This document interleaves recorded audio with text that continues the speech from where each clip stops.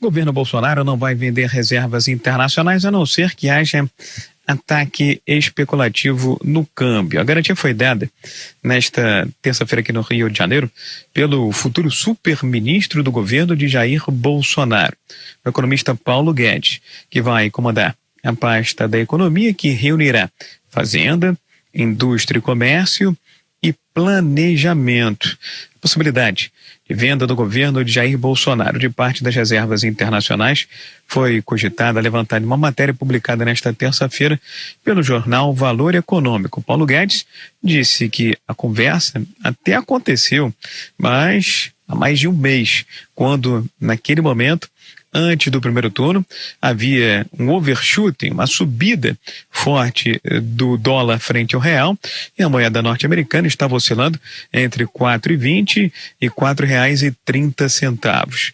Paulo Guedes afirmou que não pensa em vender parte das reservas internacionais com um câmbio no patamar que está atualmente, 3,60, 3,70, e só cogitaria esta possibilidade de vender 100 bilhões de dólares de um total de aproximadamente 4 bilhões de dólares se o país sofresse um ataque especulativo e o dólar disparasse para mais de 4,50, beirando os R$ 5. Fala sobre um cenário de crise. O que eu estou dizendo é o seguinte: se houver uma crise especulativa, nós não temos medo nenhum. Pode vir. Pode especular contra, não tem problema nenhum. Mas vocês vendem na crise especulativa. Claro, se tiver uma crise e o dinheiro vier lá para cima e botar o dólar 4, 5, etc., vai ser ótimo. Porque nós vamos reduzir dramaticamente a dívida interna. Nós vamos atender quem quiser comprar dólar, nós vamos vender a 5, nós vamos vender 4,50, 5, nós vamos vender bastante. E depois vamos reduzir a dívida interna. Mas sem crise, você sem crise não. O economista Paulo Guedes, que vai comandar o Superministério da Economia no governo de Jair Bolsonaro, afirmou que seria natural também a manutenção de Ilan Goldfein no comando do Banco Central, mas um convite formal não foi feito até agora. Paulo Guedes defende a independência para a autoridade monetária, para o Banco Central, com mandatos para presidente e diretores, e esses mandatos não coincidiriam com o mandato do presidente da República. O dólar terminou o dia valendo R$ 4,24. O Banco Central vendeu moeda americana 2 vezes para conter a alta. O valor do dólar já vinha subindo nas últimas semanas. A moeda americana abriu o mês de novembro valendo R$ 3,99. Ontem, o dólar comercial fechou a R$ 4,21, até então o maior valor nominal da história. Hoje de manhã, chegou a ser vendido a R$ 4,27. E neste ambiente sujeito a variações de todos os lados, uma declaração do ministro da Economia tem um impacto imediato, acentua uma tendência de alta da moeda e desencadeia uma série de reações no mercado, que são um teste de até onde esse valor pode ir. E foi exatamente o que aconteceu. Em uma entrevista na Embaixada do Brasil em Washington ontem à noite, o ministro Paulo Guedes deu a entender que não há preocupação com as oscilações da taxa de câmbio. O Brasil, por 2, 3, quase 4 décadas, virou um país de juros de equilíbrio muito alto e câmbio muito baixo. O que nós fizemos foi o contrário. Nós agora fomos para o controle da parte fiscal, controle de gastos. Diante do nervosismo, o Banco Central decidiu agir e foi ao mercado vender dólares à vista. Fez 2 leilões, um de manhã e outro à tarde. A moeda americana terminou o dia vendida a R$ 4,24, o maior valor nominal da história do real. O comercial serve de parâmetro para grandes transações de empresas. O dólar que o turista compra para viajar tem cotação maior. Chegou a ser vendido a R$ 4,44. Entre os fatores que pressionam o valor da moeda para cima estão as incertezas em torno das negociações comerciais entre China e Estados Unidos e também o fato de ter menos dólares entrando no Brasil. Economistas dizem que há menos dólares no mercado porque, nesse período do ano, empresas fazem remessas de lucros para suas sedes no exterior. Além disso, os saldos da balança comercial têm sido menores. Com a retomada da economia, o Brasil tem importado mais. o que diminui o saldo de dólares no país. Especialistas também dizem que as turbulências políticas na região assustam investidores, que retiram recursos, por exemplo, da Bolsa de Valores. Paulo Guedes também afirmou que não teme eventuais efeitos da alta do dólar sobre a inflação. Fontes do Banco Central ouvidas pelo Jornal Nacional afirmam que o que importa é se as variações do dólar impactam na inflação, o que não tem ocorrido. A inflação está abaixo do centro da meta, que é de 4,25%. Outro fator mencionado por economistas são as reservas internacionais, que somam hoje cerca de 370 bilhões de dólares. O ex-presidente do Banco Central, Gustavo Loyola, disse que o atual nível do dólar é consequência de mudanças da economia no exterior e aqui no Brasil. A moeda brasileira não é a única moeda que se desvalorizou em relação ao dólar nos últimos meses, né? Então, é o sistema de câmbio flutuante funcionando e se adaptando ou refletindo uma nova situação macroeconômica, que é uma situação onde um real não é mais uma moeda de investimento puro, como se tinha antes, por causa dos juros elevados no Brasil. Nós estamos transitando por uma situação em que os investimentos que virão ao Brasil serão menos especulativos e mais relacionados com a atividade econômica em si, e não investimento puramente financeiro. A moeda americana bateu ontem o 4º recorde seguido e chegou de novo ao maior valor da história. O fato coroou uma trajetória de alta que se iniciou no ano passado. Confira aqui no telão. Em julho do ano passado, a moeda americana chegou a valer R$ 3,73 e nunca mais voltou esse valor. Subiu para R$ 4,02, R$ 4,28 em janeiro de 2020 e agora R$ 4,35. No ano, é uma alta de 8,5%. E no dia em que a moeda americana bateu mais esse recorde, o ministro da Economia deu essa declaração. Disse que com o dólar barato, até empregada doméstica estava indo para a Disney.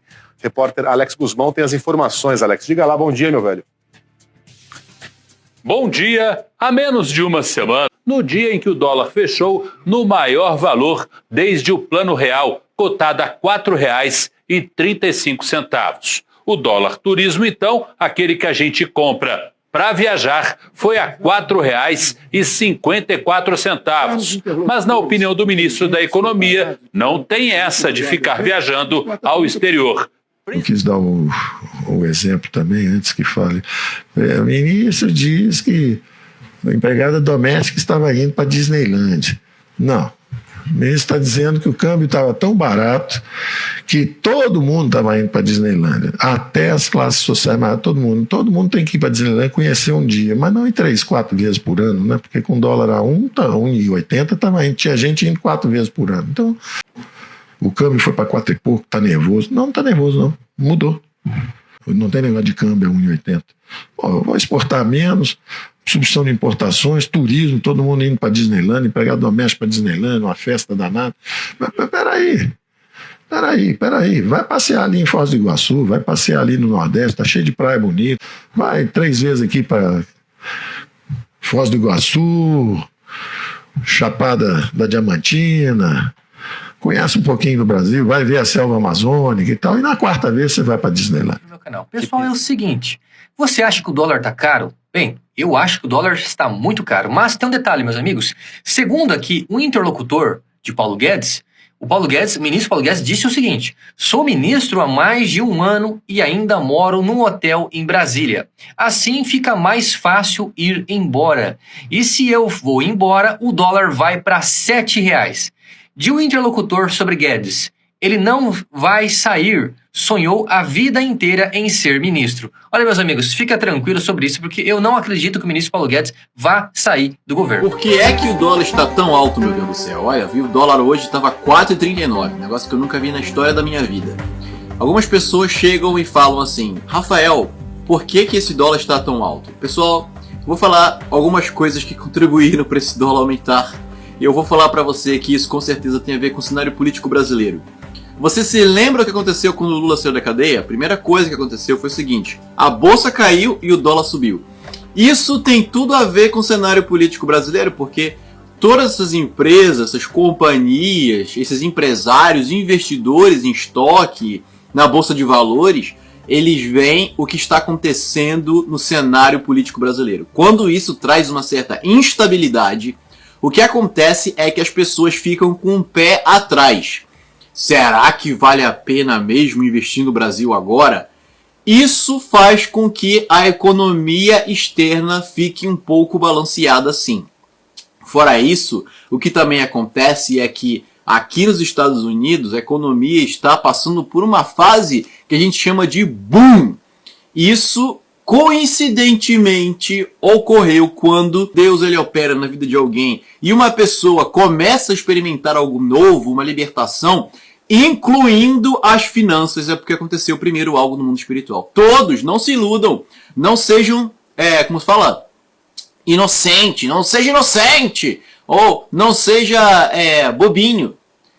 Todo milionário, todo rico, todo empresário, ele tem algum tipo de ligação espiritual, seja com macumba, seja com o diabo, seja com alguma coisa que vai fazer com que ele desperte o seu lado, o homem interior, a fim de manifestar determinadas coisas financeiras, din-din, aqui nesse mundo físico, sim. Não é apenas o crente. O crente, quando ele desenvolve os 5 caminhos da vida, que eu já falei para você já milhares de vezes, que são o lado espiritual, o lado emocional, o lado social, o lado físico e o lado financeiro. Olha aqui essa mãozinha aqui, que é a mentoria holística de Jesus, porque ele acreditava não apenas que o ser humano teria que ter uma ligação estreita com Deus, mas também com que o ser humano, vivendo aqui nesse corpo, nessa matéria física, ele teria que desenvolver as outras 4 lados dele. Ele sabia que quando a pessoa desenvolve esses 5 caminhares da vida, as finanças vêm imediatamente. Isso aqui não é coisa que eu estou falando da minha boca. Isso é algo que vem da Bíblia, através de ensinamentos milenares que vêm desde lá da Palestina, onde nós temos acesso hoje em dia. Então, o engraçado é que, e eu vendo aqui o dólar subindo pra caramba e todas essas questões econômicas acontecendo, incluindo a soltura do ex-presidente Lula, eu vou falar para vocês que alguma coisa está para acontecer no mundo. Recebi um e-mail do Trump. Claro que eu não conheço ele pessoalmente, ele também não me conhece não, mas ele tem os mantenedores dele. Eu não tenho como ajudar ele com muito dinheiro agora, mas eu abençoo com o que eu posso. E eu recebi um e-mail dele falando assim: você está preparado para a próxima recessão? Aquilo, quando eu li aquele e-mail, pessoal, eu fiquei um pouco... Que recessão é essa que você está falando? Porque a economia está bombando, os trabalhos estão maravilhosos, você vê aí que tudo está funcionando bem. O pessoal que quer trabalhar em fast food está ganhando entre 12 a 16 dólares por hora, dependendo do estado e da cidade que você vem trabalhar aqui nos Estados Unidos. Que parada é essa de recessão? Já estão falando aí de uma recessão que vai rolar aqui nos Estados Unidos. Isso é bom e ruim. Bom porque o dólar vai enfraquecer. E não é a primeira vez que eu tenho escutado o presidente dos Estados Unidos falar que ele está doido para enfraquecer o dólar. Porque para os outros comércios externos fazerem negócios aqui com essa nação, esse dólar vai ter que estar mais fraco. Porque não tem condição, como eu falei para vocês aqui. Olha, 8 mil reais, 2 mil dólares. Como é que você vai investir nisso aqui, pessoal? Então, o dólar alto desse jeito fica ruim para todo mundo. Uma recessão agora, de repente, era uma boa, porque o dólar ia enfraquecer e o preço das casas aqui, ou seja, o negócio imobiliário, ia ficar de boas para quem quer comprar sua primeira casa aqui nos Estados Unidos, porque vai despencar o preço da casa aqui nos Estados Unidos, tá entendendo? Então isso aí é excelente. Por outro lado também, vamos ter aí determinadas crises que vão acontecer para quem não salvou e guardou dinheiro. Aí é aquele negócio de sempre, né? Vai ter banco entrando em bancarrota, gente que tinha sua casa perdeu o emprego e agora como é que vai poder para custear a casa e vai ter que devolver para o banco e coisas assim. Mas isso tudo é o reflexo de que o que está por vir no ano de 2027. Já falei para vocês